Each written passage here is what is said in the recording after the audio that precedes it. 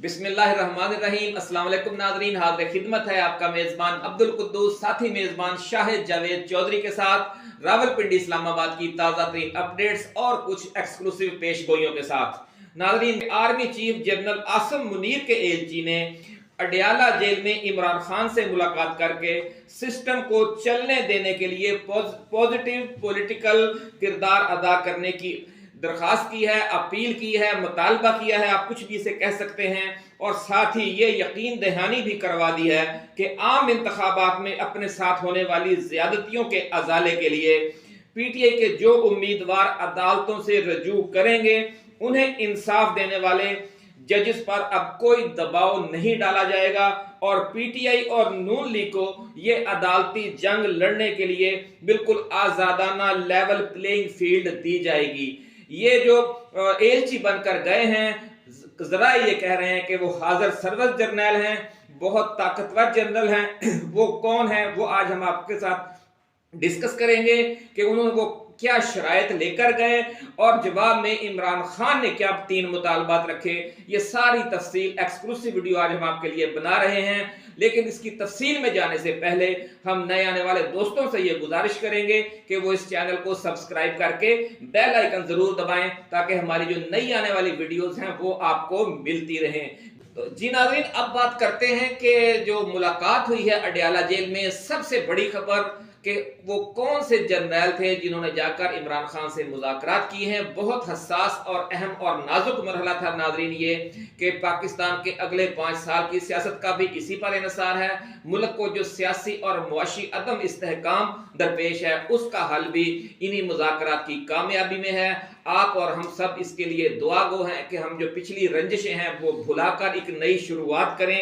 नाज़रीन, शुरू में ये कहा जा रहा था कि जो मौजूदा chairman joint chiefs of staff committee हैं जनरल साहिद शमशाद मिर्जा ने जाकर जेल में इमरान खान से मुलाकात की है और उनसे मुस्तकबिल में जो सियासी पाकिस्तान का ये अगली किरदार पॉजिटिव किरदार अदा करने की अपील की और साथ ही ये यकीन दहानियां करवाई कि इमरान खान के खिलाफ, बुशरा बीबी के खिलाफ और पीटीआई कारकुनों के खिलाफ जो मुकदमात कायम हैं वो खत्म कर दिए जाएंगे और उन्हें जल्द अज जल्द अदालतों के जरिए रिहाई दिलवाई जाएगी।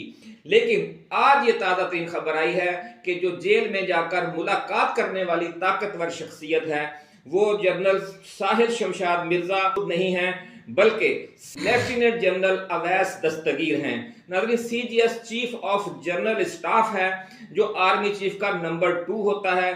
उनसे पहले जो लेफ्टिनेंट जनरल मोहम्मद सईद थे वो सीजीएस थे।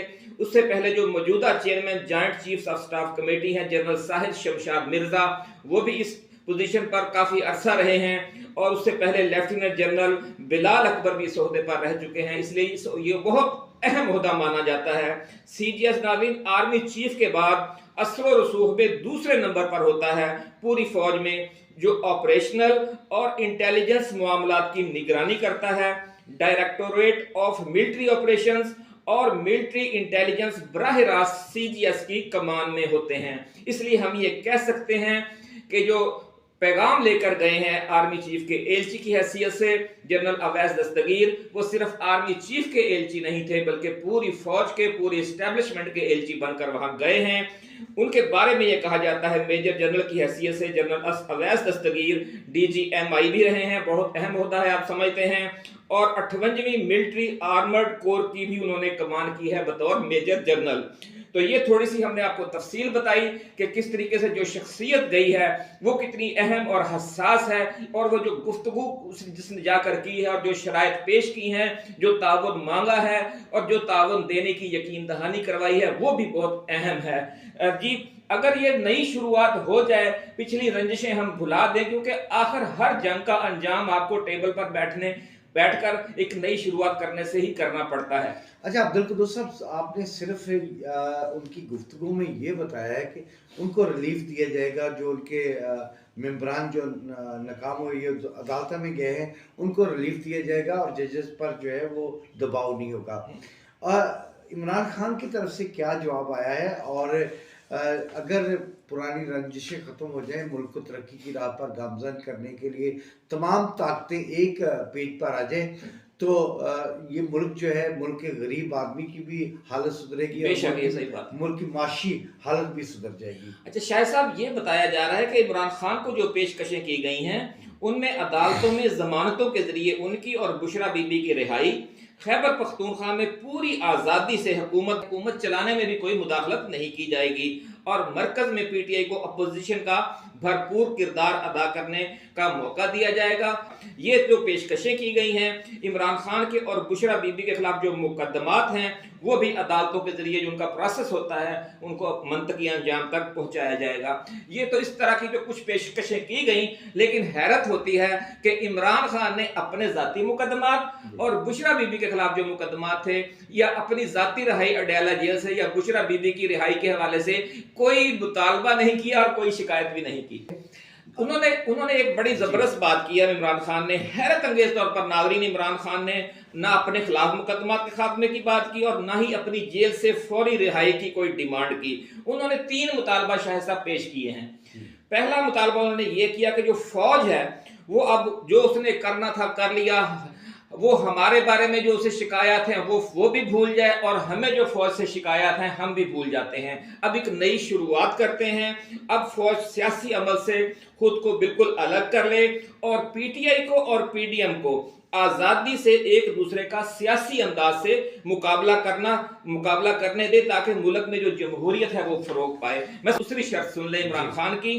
उन्होंने शाह साहब ये कहा है कि पीटीआई को 8 फरवरी को जो पीटीआई को अवाम ने मैंडेट दिया है इसका एहतराम किया जाए। बड़ी अहम शर्त है फार्म 45 के मुताबिक। हाँ, उन्होंने कहा कि वो तमाम कौमी व सूबाई हल्के जो फार्म 45 के मुताबिक पीटीआई जीत चुकी है और जहां पर जो मुस्तरद किए गए वोट हैं उनकी तादाद पीटीआई के जो उम्मीदवार हारा है उस पर जो बरतरी हासिल दी गई है मुखालफ को उससे ज्यादा है।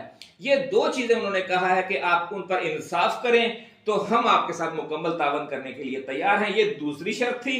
और तीसरी शर्त ये थी कि पीटीआई की सियासी सरगर्मियों को रियासत की ताकत से जिस तरह दबाया और रोका जा रहा है, इंतकामी कार्रवाइयां की जा रही हैं, इसके मुंतखब आज़ाद अरकान असेंबली को, एमएनएज और एमपीएस को जो 9 मुंतखब हैं, जबरदस्ती दूसरी सियासी जमातों में शामिल करवाया जाए। तो ये जो कारकुन तवील अरसे से जेलों में बंद हैं उन्हें भी रिहा किया जाए और ये सारा सिलसिला फौरी तौर पर रिवर्स किया जाए। ये जनाब 3 मुतालबात आए हैं जी।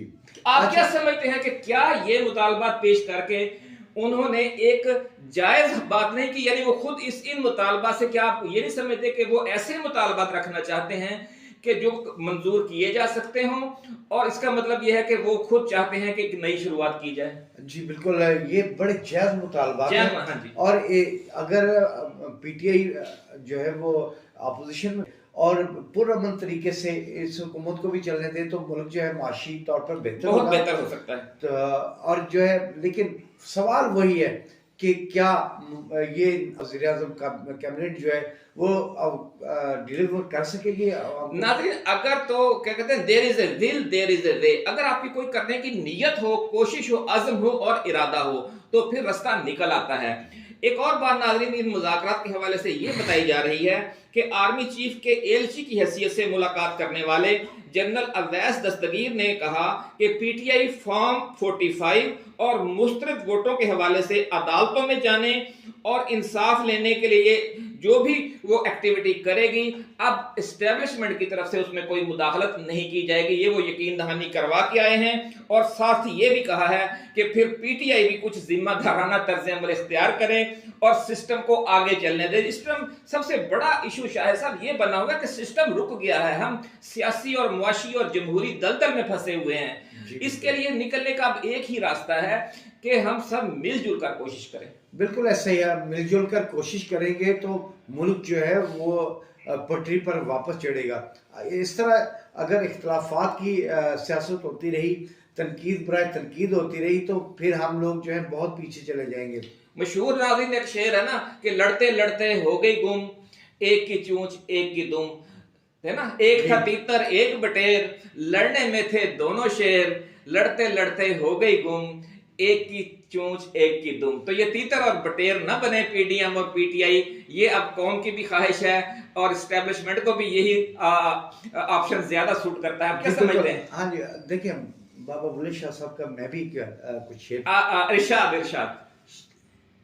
कागज उत्ते अग ना रखी, कागज उत्ते अग ना रखी, अग न रखी, पागल दे सिर पग ना रखी, पागल दे सिर पग न रखी, बुल्ले शादी मान ला सगिया, बुल्ले शादी मान ले सगिया, संगिया। अब अड़ गए हैं, आप थोड़ा याद कर लें।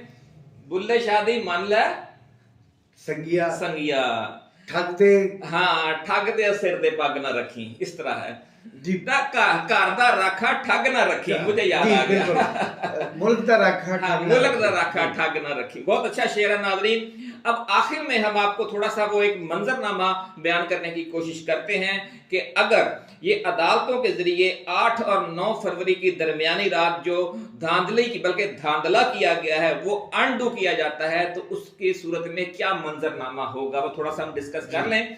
नाज़रीन, कम से कम 40 हल्के कौमी असेंबली के ऐसे हैं कि जहां फॉर्म 45 के मुताबिक पीटीआई जीत चुकी है, क्योंकि फॉर्म 47 में जो नतीजा दर्ज है वो फॉर्म 45 के में दर्ज वोटों के मजमूए के मुताबिक नहीं है। और इमरान खान का यह मुतालबा है कि जो फॉर्म 45 है वो सिर्फ पीटीआई वालों के पास नहीं है, उस हल्के से जितने भी उम्मीदवार होते हैं सबके जो पोलिंग एजेंट होते हैं वो उनको दिया जाए। अदालत सबको बुला ले, बाकी न सिर्फ पीटीआई को बुलाए बल्कि जो आजाद उम्मीदवार हैं, जो दूसरी जमातें हैं, सबको मिलाए।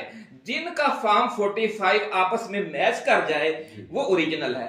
अगर मुस्लिम लीग नून के उम्मीदवार के पास कोई फॉर्म 45 है भी, लेकिन वो जमात इस्लामी वाले से नहीं मिल रहा, जो वो किसी आजाद से नहीं मिल रहा, लेकिन जो पीटीआई वाले के पास है वो मिल रहा है, तो फिर इसका मतलब उनका मौक़िफ़ जायज है, बिल्कुल जायज है। तो फिर अच्छा ये देखिए ना, अब हाई कोर्ट ने भी वापस मुतलका इदारे के पास भेज दिया है, यानी इलेक्शन कमीशन के पास भेज दिया है। अब जो है फिर डिले हो जाएगा। नहीं, डिले नहीं। अगर बात यह है कि जिसे पिया चाहे वही सुहागन, अगर इस्टेब्लिशमेंट ये फैसला कर लेती है कि उसने गैर जानबदार हो जाना है, तो फिर सिग्नल हर तरफ चले जाएंगे, आप समझते हैं। फिर तो इलेक्शन कमीशन भी इंसाफ करने लग जाएगा। क्या ख्याल है आपका? बिल्कुल इंसाफ होना चाहिए, मैंडेट को तस्लीम करना चाहिए। अगर मैंडेट को तस्लीम नहीं किया जाता, जैसे बांग्लादेश हुआ था, तो दूसरा कोई ऐसा वाकया ना हो जाए, खुदा न खास्ता। लेकिन जिस तरह अवाम 8 फरवरी को निकली है, मैं तो हैरान था कि किस डिसिप्लिन के साथ अवाम लाइनों में लगी है, वोटर लाइनों में लगे हैं और वोट कास्ट किया है। ये इंतकाम लिया है उन्होंने। नहीं, इंतकाम के साथ शाहजी साहब एक और बड़ी अहम बात यह है कि जो मुल्क का मेन स्ट्रीम मीडिया है, जो अखबारात हैं, जो चैनल्स हैं, लोगों ने उसकी तरफ से फैलाए गए तासुर को रद्द किया, उनकी फैलाई हुई मायूसी को रद्द किया।